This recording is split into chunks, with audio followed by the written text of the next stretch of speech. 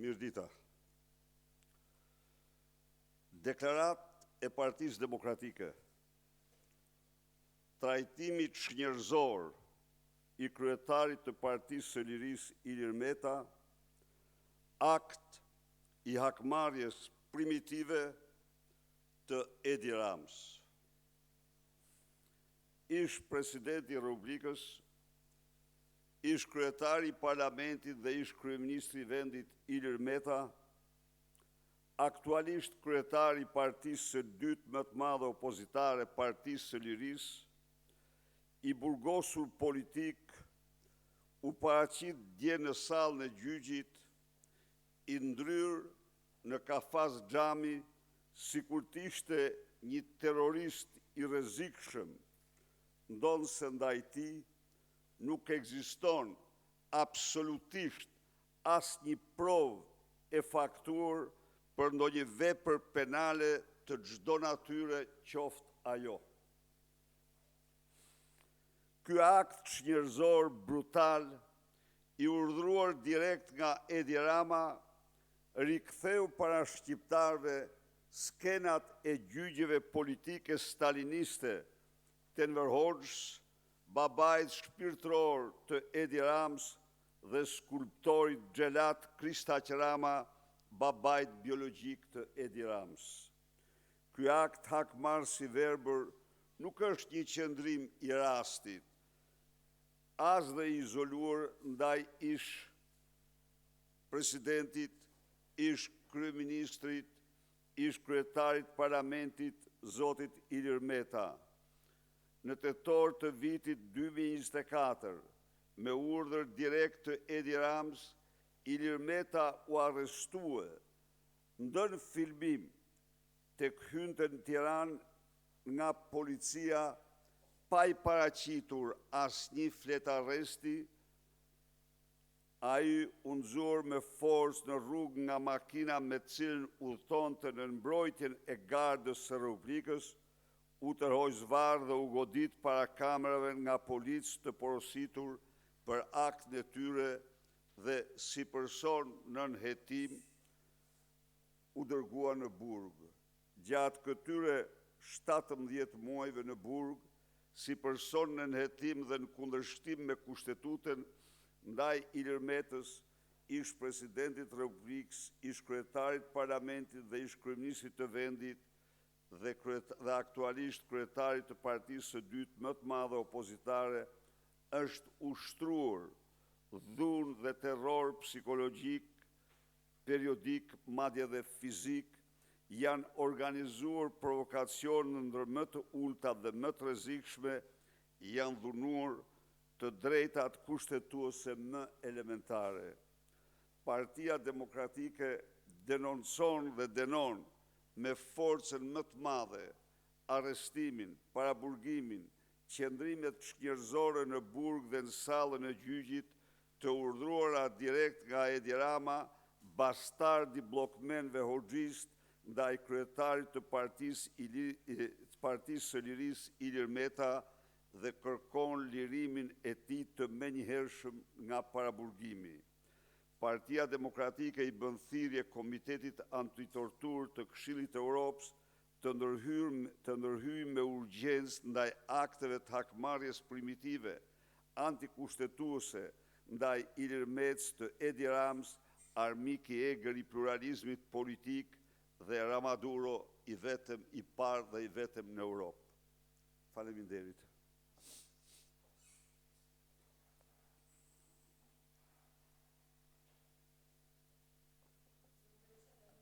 Report të përqendruar tek seanca e dieshme e zotit Meta, krahas kërkesës së tij për të mos qëndruar në kafazin e Qelsh, gjykata po ashtu i rrëzoi edhe kërkesën që seanca të ishte tërësisht publike.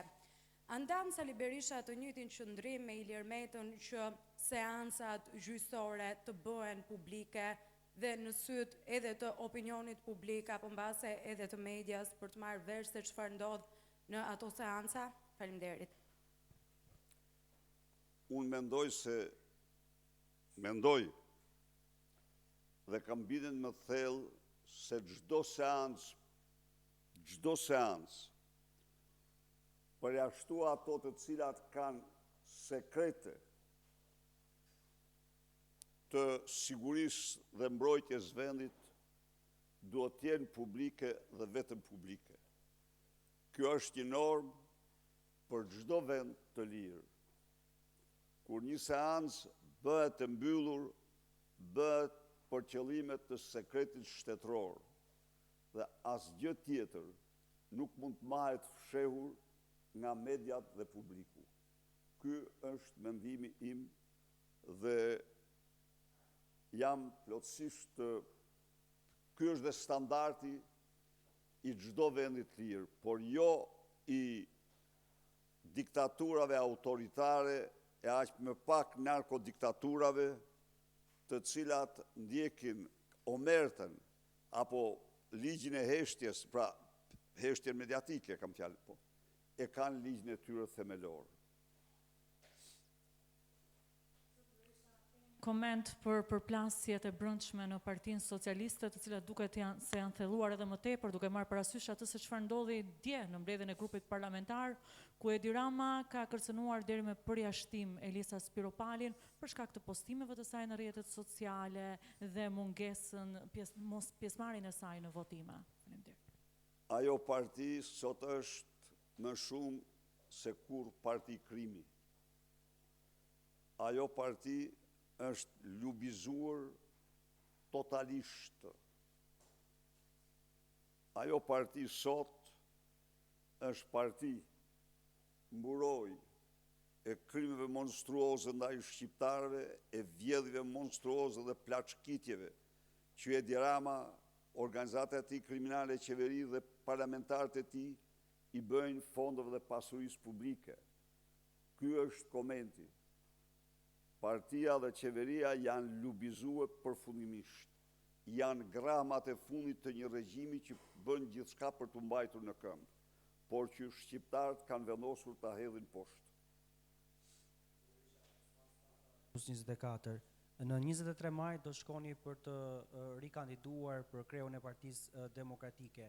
Keni bërë një libër me qindra faqe për krimet zgjedhore të pretenduara nga Partia Socialiste në vitin 2025 në zgjedhjet e përgjithshme. Ndërkohë, a i keni përfunduar analizën e brendshme të Partisë Demokratike? Faleminderit për pyetjen. Së pari njëherë, ai libër Mira faqesh është një kontribut historik në mbrojtjen e votës shqiptarëve. Ai libër Mira faqesh është bërë libër traktat themelor në tryezat e të gjithë atyre që besojnë tek vota e lirë. Së dyti, analiza e Partisë Demokratike po bëhet në të gjitha degët. Në disa prej tyre është proces në vazhdim, por gjithçka po zhvillohet në përputhje me rregullore dhe statutin. Ajo që ka rëndësi shumë i dashur Osman është kjo, se në këtë parti po votohet dhe po zgjidhen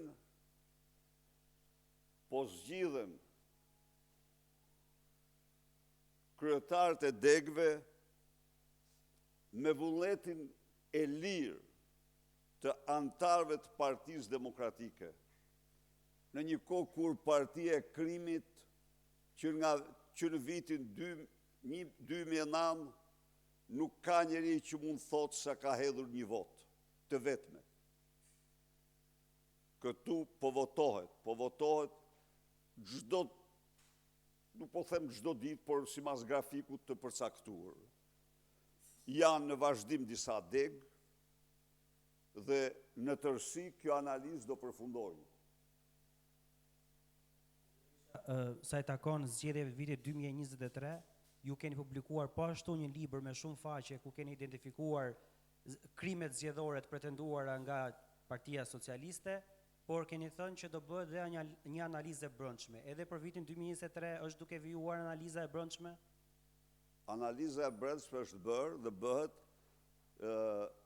kemi, po, për analizën e brendshme, krahas drejtuesve politik, ne ngarkuam 12 koordinator për qarqet.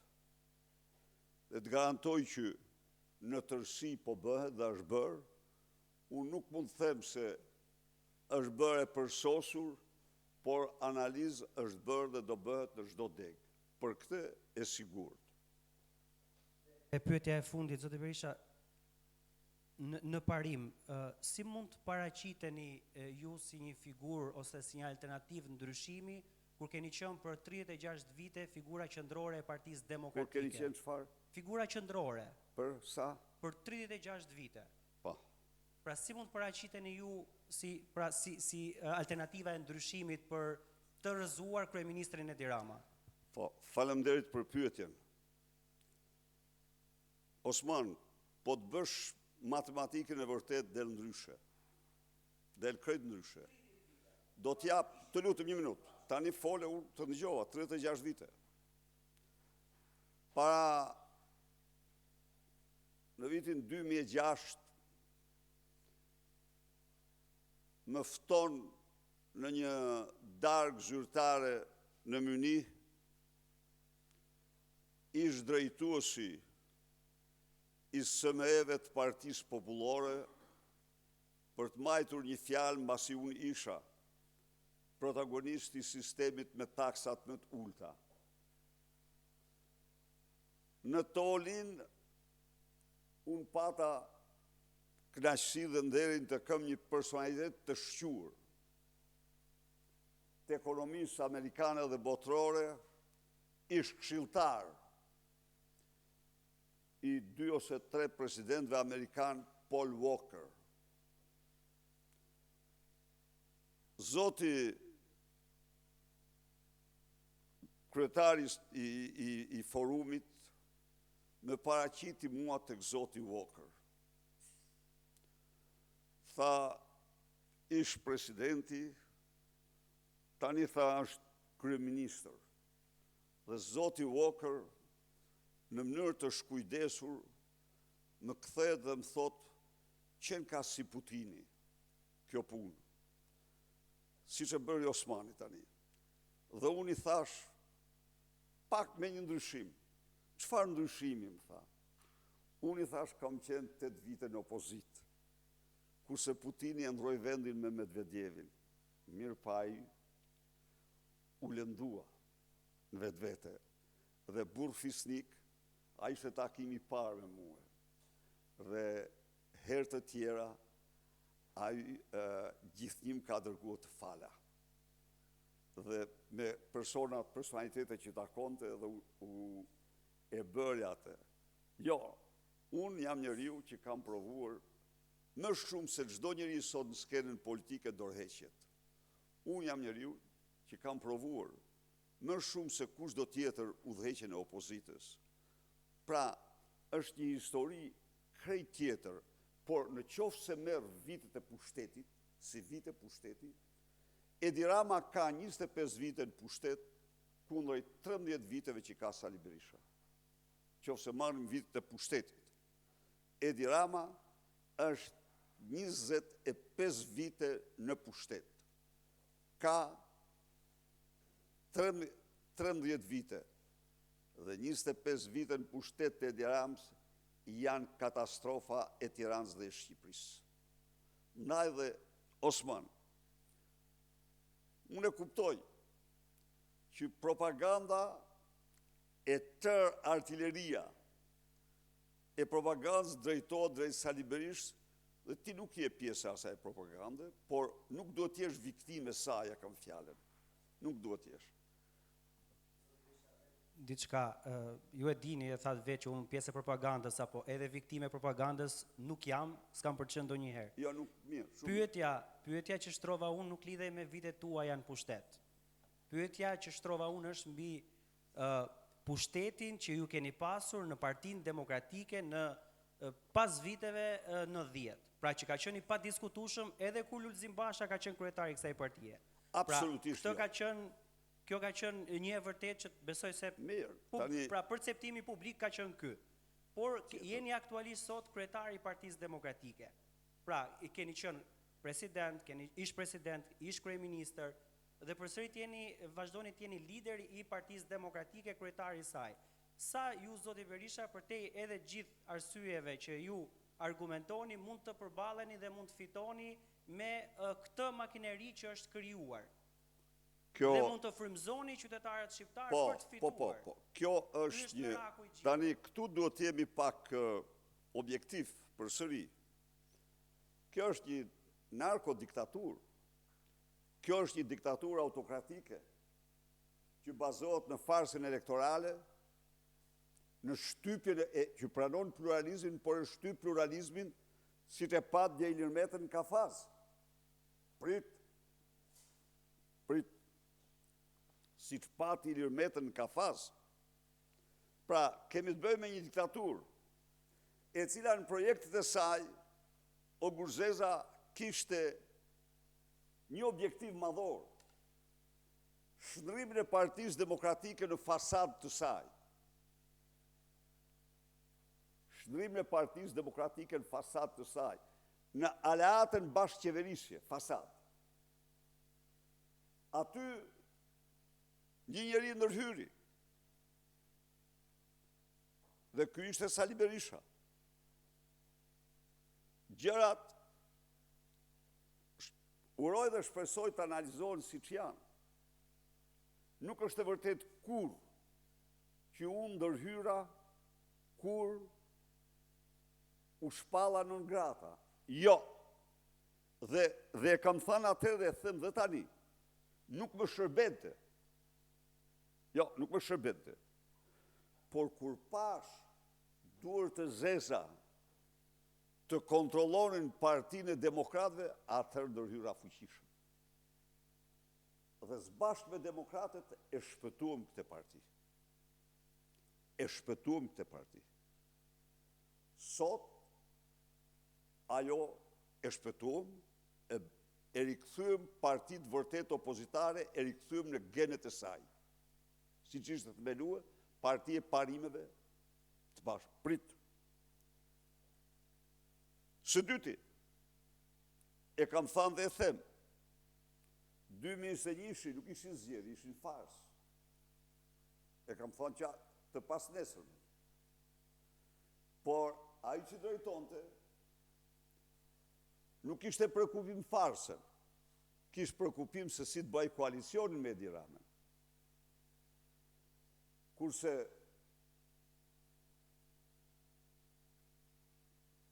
më vonë, qovë në 2023, qovë në 2025, Partia Demokratike arriti ta gozhdoj Edi Ramën si armik të votës lirë, arriti të mbroj votën e shqiptarëve në kuptimin që në institucionet më prestigjose të vlerësimit të zgjedhjeve, zgjedhjet në Shqipëri u konsideruan si zgjedhje në kushtet e partisë shtet, pra kuptohet si ishin farsë dhe jo zgjedhje. Zgjedhjet në Shqipëri u tha me zë të lartë se organizatat kriminale nuk lejojnë rotacionin e pushtetit në Bruxelles, se zgjedhjet në Shqipëri shkelen standardet kryesore të dokumentave të Kopenhagenit për zgjedhjet, të platformës së Këshillit të Europës për zgjedhjet dhe dokumenta tjera. Pra, kjo parti mbrojti brenda dhe jashtë vendit votën e shqiptarëve. Natyrisht, diktatura nuk zhvillon zgjedhje, jo, më falë. Në diktaturë nuk ka zgjedhje, ka farsë. Në diktaturë ka farsë. Zgjedhje me këtë qeveri? Jo, me Edi Ramën e kam thënë gjithmonë, nuk ka zgjedhje. Po ekzistenca juaj pastaj? Jo, fal. Me Edi Ramën, ata që thonë se me Edi Ramën, ata janë veglat e Edi Ramës, ata që pretendojnë se Edi Rama zhvillon zgjedhje, janë veglat e Edi Ramës. Edi Rama nuk zhvillon zgjedhje. Po i lam që të gjitha këto, merr vetëm një fakt. Merr një fakt. 2 miliardë euro, 2 ditë para votimit. Jo në një popull me 1.5 milion votues, po edhe një popull me 4 milion votues prishin zgjedhjet. I kanë ca rregulla, apo jo? Kështu që Edi Rama nuk zhvillon zgjedhje, ndaj dhe është qëndrimi ynë, protesta jonë. Unë këte, ja u kam thënë, unë jam i hapur me shqiptarë. S'marr kur për sipër të mashtroj këta qytetarë. Fjala ime ka qenë gjithnjë kjo. Ky nuk zhvillon zgjedhje. Pse? Ky është i inkriminuar në mënyrë të tmerrshme. Ky e din që e presin sheku i vite burg për vjedhjet dhe krimet që ka kryer. Ky është i aftë të kryejë çdo krim tjetër për të mos dorëzuar pushtetin. Zoti Berisha, në zgjedhjet e 23 majit, do u thoni shqiptarëve, demokratëve, ndjes, do i thoni antarëve tuaj, më jepni votën se do fitojmë përballë Ramës, apo se do bëjmë libra të tjerë pas çdo palëzgjedhjes që humben? Shko. Unë u them shqiptarëve do mbroj votën. Dhe në qoftë se të kujtohet, ktheu pak tek frazeologjia ime, zotimi im ka qenë mbrojtja e votës. Mbrojtja e votës. Jo, një minut. Diktaturat s'bëjnë zgjedhje. Edhe një herë. Diktaturat nuk bëjnë zgjedhje. Ata që duhet zgjedhje duhet përmbysin diktatorin. Ata të cilët besojnë se mund të ketë zgjedhje në diktaturë, ata mashtrojnë vetën e tyre dhe bëjnë lojën e diktatorit. Bëjnë lojën e diktatorit. Urdhë? Cilën? Diktatori si rëzohet në një moment që ka ngritur këtë strukturë? Diktatori rëzohet me lëvizje të fuqishme, me kryegritje të armatosur, me kryegritje paqësore, edhe të armatosur për ata që janë ekstremistë të majt, ata i kanë guerile e tjerë, ne nuk kemi parti e marrjes pushtetit me dhunë, jo, sepse ajo ike një diktator dhe sjell një diktator tjetër, nuk kanë sjell rëzimet me guerila dhe me kështu nuk kanë sjell ndonjëherë demokraci, kanë sjell në tërësi dhunë, kështu që ne i përmbahemi atyre parimeve mbi të cilat jemi themeluar, parti e vlerave, parti që besojmë se pushteti duhet buroj nga vota e lirë. Faleminderit.